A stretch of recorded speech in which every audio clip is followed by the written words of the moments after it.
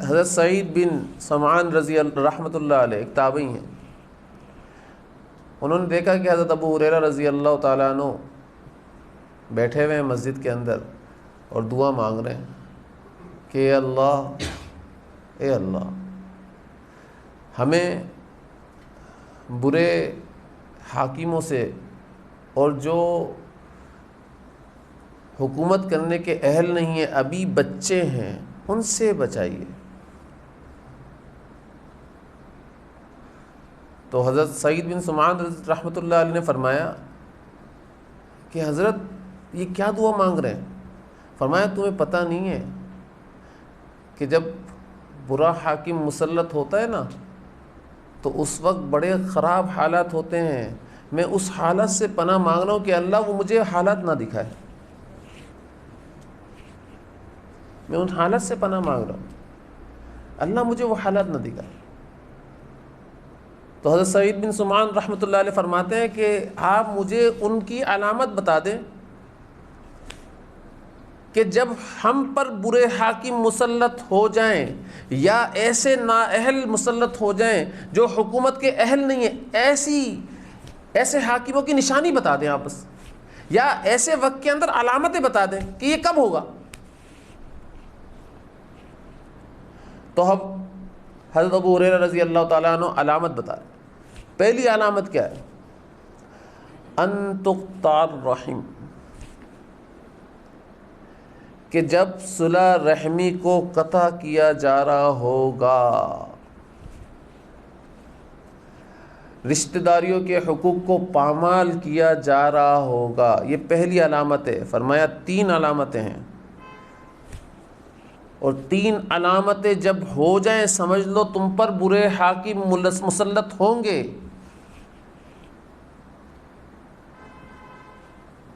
انما اعمالکم مالکم، تمہارے اعمالوں کی وجہ سے ہی تمہارے اوپر حکمراں مسلط ہوتے ہیں، یہ اللہ کے نبی صلی اللہ علیہ وسلم نے فرمایا۔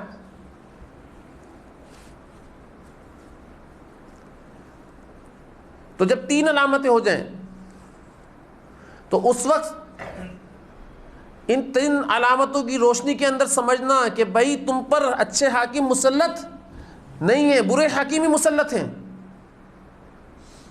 وہ 3 علامتیں کیا ہیں؟ کہ پہلی علامت تو یہ کہ آپ رشتہ داریوں کے حقوق کو پامال کرو گے، اس وقت رشتہ داریوں کے حقوق پامال ہو رہے ہوں گے، رشتے ٹوٹنے کے اوپر جا رہے ہوں گے، جوڑنے کے اوپر کوئی نہیں لگا ہوا ہوگا۔ کبھی چھوٹی بات کے اوپر تو نے میرے بیٹے کو کہہ دیا کچھ، اب ہم نہیں آئیں گے تیرے گھر کے اوپر، رشتہ ٹوٹ گیا۔ ارے بیٹے کو کہا تھا بھائی، بیٹے کو سمجھاتے تھے، بڑے ہیں یار، بڑے کہہ دیتے ہیں، یہ سمجھانا تھا، نہیں تجھے کہا ہے، میرے بیٹے کو کہا ہے، اس کی ہمت کیسے ہو گئی؟ اس پر رشتہ ختم۔ کبھی مال کی بنیاد پر رشتہ داریاں ٹوٹ رہی ہوں گی، کبھی بغض، کینہ، عداوت، حسد کی بنیاد پر رشتہ داریاں ٹوٹ رہی ہوں گی، اور چھوٹی چھوٹی باتوں کے اوپر رشتہ داریاں پامال ہو رہی ہوں گی۔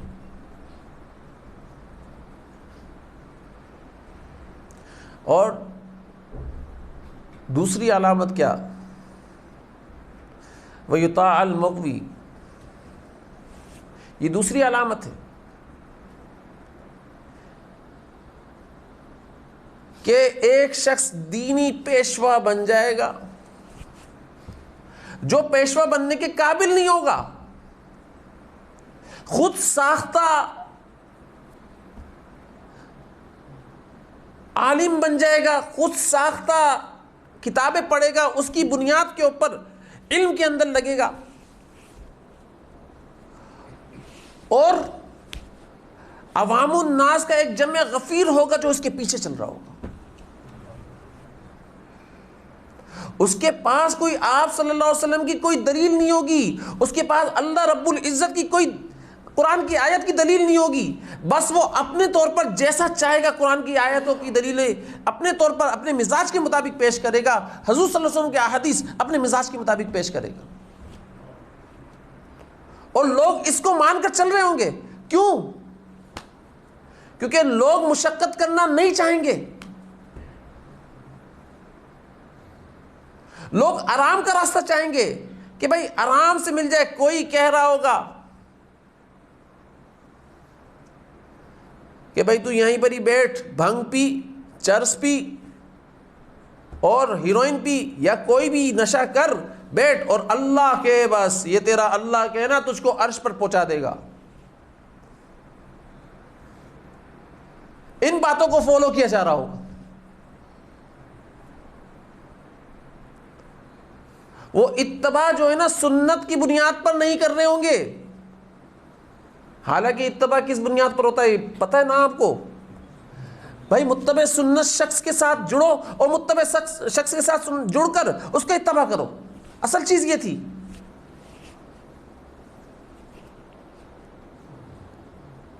لیکن کوئی ایسی بات نہیں ہو رہی. آج دور دیکھ لیں آپ, اٹھا کر حضرت مفتی تقی عثمانی صاحب دامت برکاتہم العالیہ ایک جگہ گئے کسی ملک کے اندر, تو وہاں پر دیکھا ایک دینی پیشوا جو ہے, جو کسی فرقے کا ہے, دینی پیشوا, اس کے محل کو دیکھا انہوں نے تو اس کا محل 2-3 کلومیٹر کے اوپر, 2-3 کلومیٹر کے اوپر پھیلا ہوا. اور وہاں ایسے ملک میں تھے, وہ بتا رہے تھے کہ ہم ایسے ملک میں تھے جہاں پر چھوٹے چھوٹے گھر ہوتے ہیں.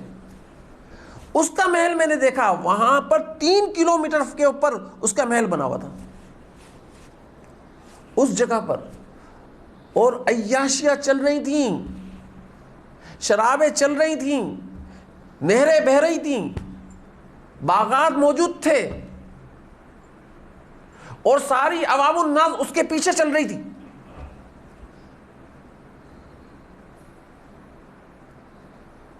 اور اس انداز میں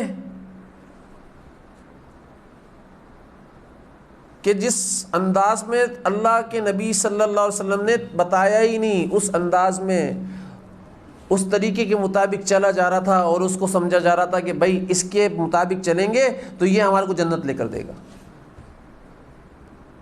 پوچھا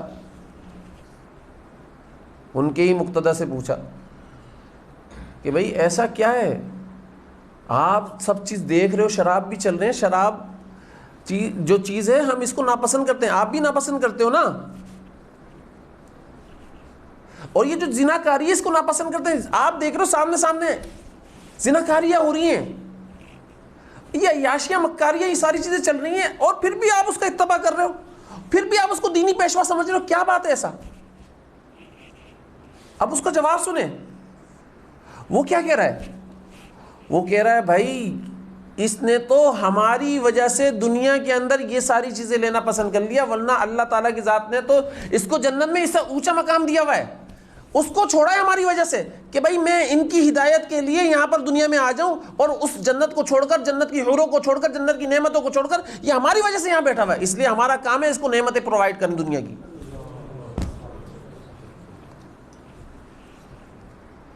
کتنا غلط عقیدہ, کتنا غلط یقین. میں تو پریشان ہو گیا اس بات کو سن کر, پڑھ کر.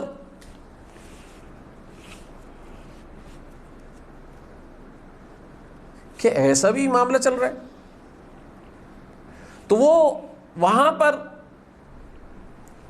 آپ صلی اللہ علیہ وسلم نے جو بتایا, مطلب حضرت ابو ہریرہ رضی اللہ تعالیٰ نے جو بتایا کہ وہ دیکھیں گے ہی نہیں کون پیشوا ہے آگے, وہ بس چل رہے ہوں گے اور اللہ کی نافرمانی پر پیشوا بھی ہوگا اور اللہ کی نافرمانی پر لوگ بھی لگے ہوئے ہوں گے, بس اس کو پیچھے فالو کر رہے ہوں گے, مان رہے ہو.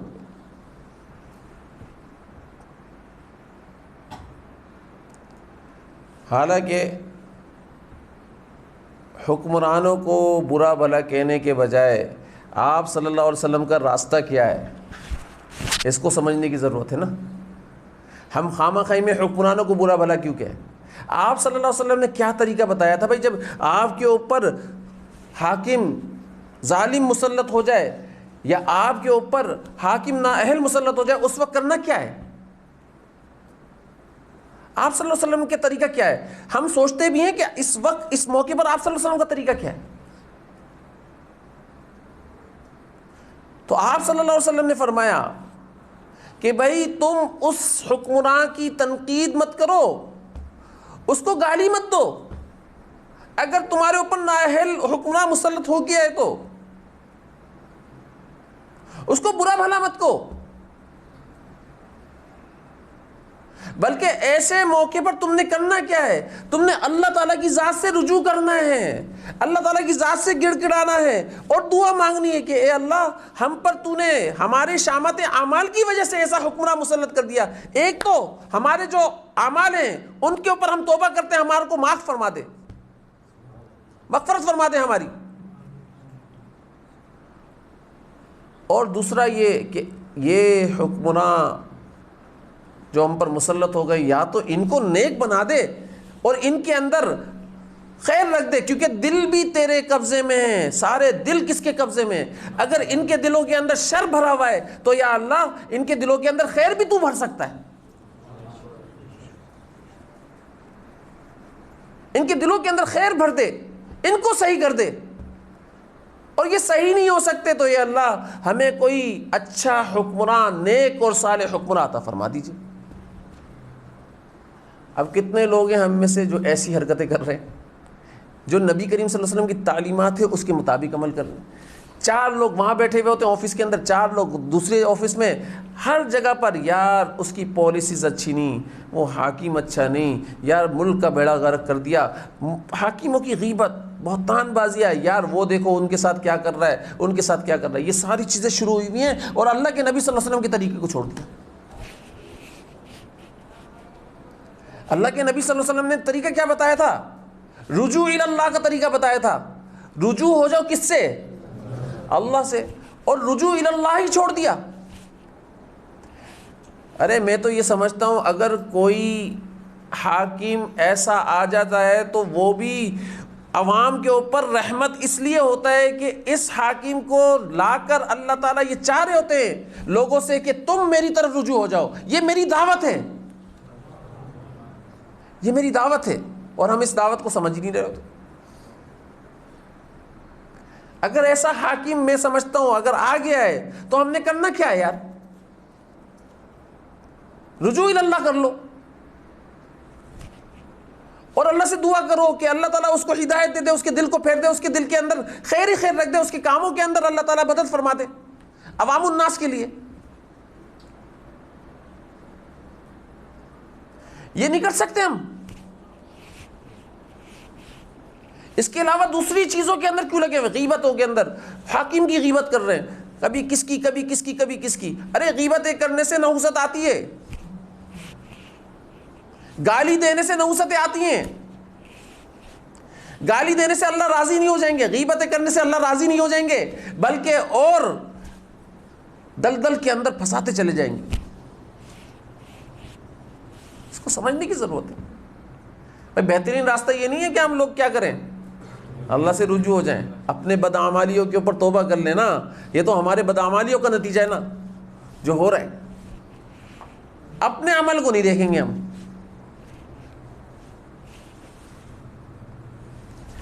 اس لیے میں سب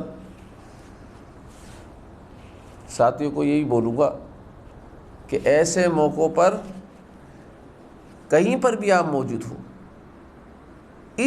ان باتوں سے اپنی محفلوں کو مت سجانا، کوئی فائدہ نہیں، بلکہ گناہ لکھا جا رہا ہے، گناہ کبیرہ لکھا جا رہا ہے۔ یقین جانو اس کی نحوست آپ اپنی زندگیوں میں بھی لا رہے ہو، اپنے گھروں کے اندر بھی لے کر جا رہے ہو۔ اللہ ناراض ہو رہے ہیں، اللہ کو راضی کرنا ہے نا، اللہ ناراض ہو رہے ہیں۔ اور تیسری علامت کیا ہے؟ وَيُعْصَى الْمُرْشِدُ،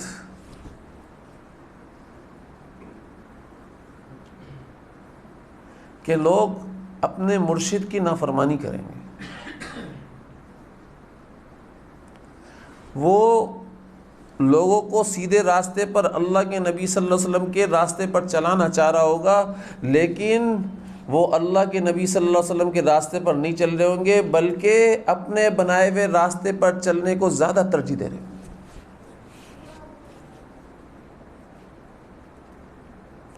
وہ اسی کو حق سمجھ رہے ہوں گے۔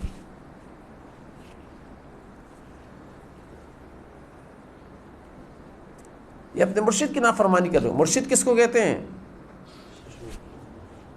مرشد کس کو کہتے ہیں بھائی؟ دیکھو حج کے دنوں کے اندر ایک ہوتا ہے حاجیوں کو لے کر جانے والا گاڑی، ڈرائیور ہوتا ہے نا، اس کے ساتھ ایک شخص بیٹھا ہوا ہوتا ہے، اس کو مرشد کہہ رہے ہوتے ہیں لوگ۔ کیا مطلب ہے؟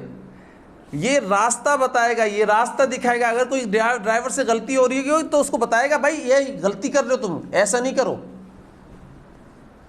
تو دنیاوی راستوں کے لیے، دنیاوی راستے دکھانے کے لیے لوگ رہنما کو ترجیح دیتے ہیں، رہنما پکڑ لیتے ہیں بھائی۔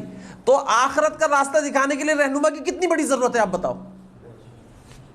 مرشد کی کتنی بڑی ضرورت ہے بھائی؟ چھوٹا سا سفر کرتے نا، چھوٹا سا سفر، تو ہمیں رہنما چاہیے ہوتا ہے۔ آج کل گوگل بابا سب کے رہنما بنے ہوئے ہیں، سمجھ گئے میری بات کو؟ گوگل بابا سب کے رہنما بنے ہوئے ہیں۔ وہ بولتے ڈائریکشن بھیج، گوگل بابا مجھے وہاں تک لے کر آ جائیں گے، ٹھیک ہے نا؟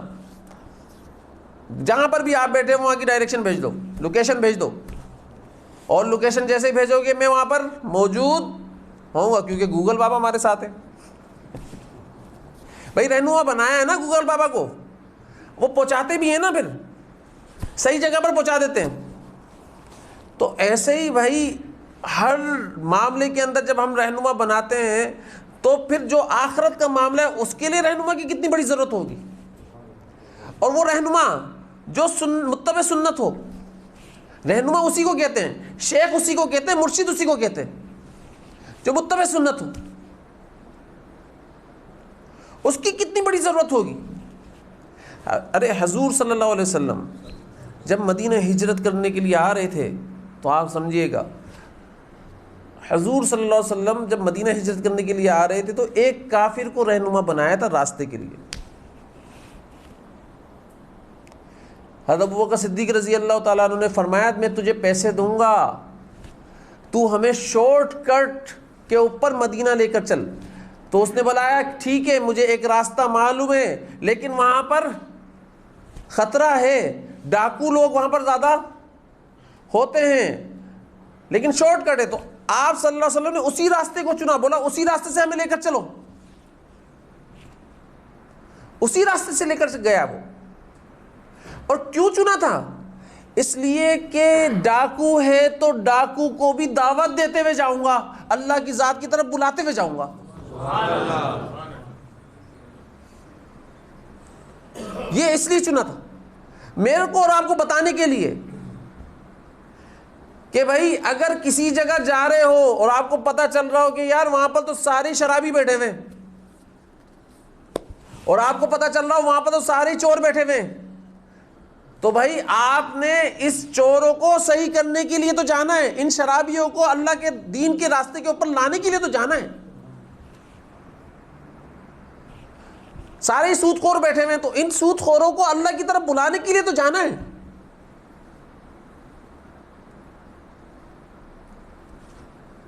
تو لہٰذا یہ جو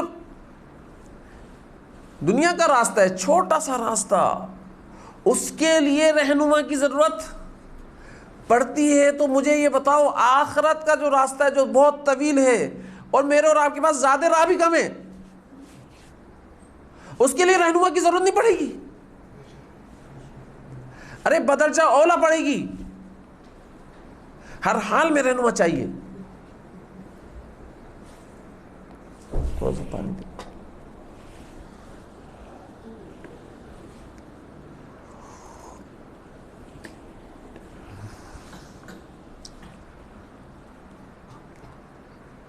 تو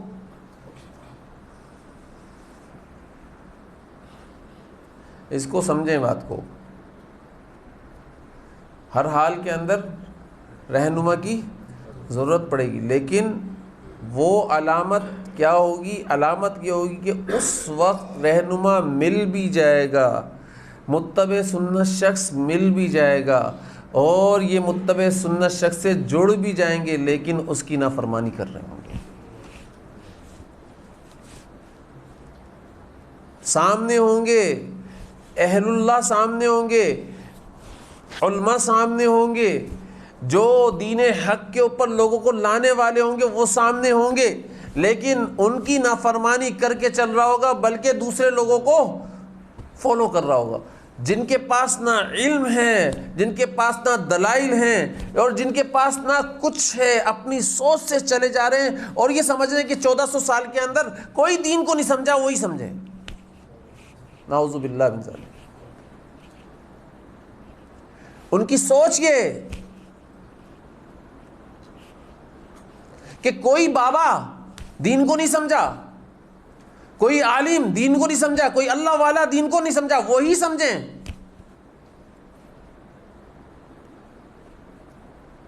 اور بہت سارے لوگ تو ایسے ہیں جو اللہ تعالیٰ کے نبی صلی اللہ علیہ وسلم کی بہت ساری زندگی کے، حیات طیبہ کے پہلو کا انکار کر دیتے ہیں۔ بہت سارے حیات طیبہ کے پہلو جتنے بھی ہیں نا، ان کا انکار کر کر چل رہے ہیں، اور ان کے پیچھے بھی عوام چل رہے ہیں۔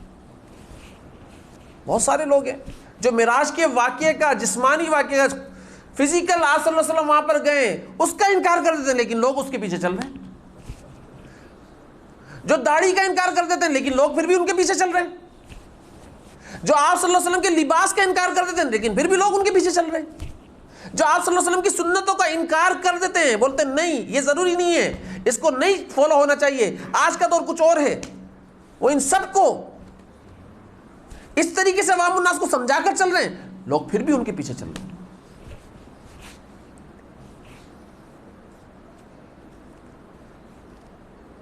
ہو رہا ہے نہیں ہو رہا؟ یہ اس دور کے اندر ہو رہا ہے نہیں ہو رہا؟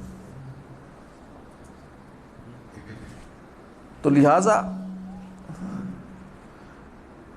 میں آپ کو یہ سمجھانا چاہتا ہوں کہ یہ آپ کے اندر سے کب نکلے گا کہ آپ کسی ایسے شخص کو فالو کرنے والے نہ بنو جو دینی اعتبار سے کچھ بھی علم، اس کے پاس دلائل نہیں ہے، ایسے شخص کو فالو کرنے والے نہ بنو۔ ہمارے حضرت فرمایا کرتے تھے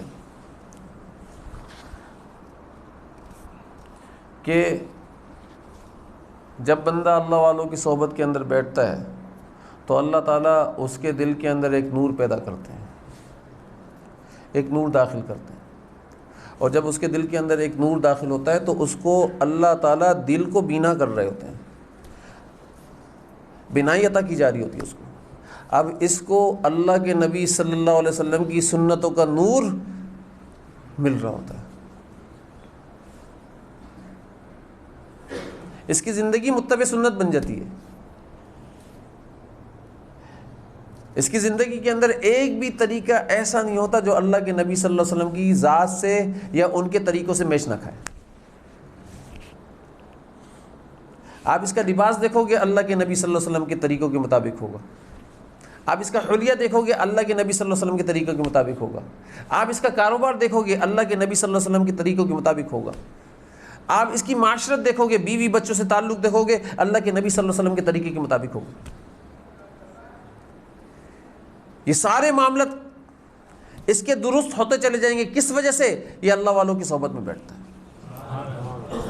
اس وجہ سے۔ جو اللہ والوں کی صحبت میں بیٹھتا ہے، جو اللہ والوں کے دلوں کے اندر نور ہوتا ہے نا، اللہ تعالیٰ کچھ چھینٹے اس کے دل کے اندر بھی منتقل کر دیتا ہے۔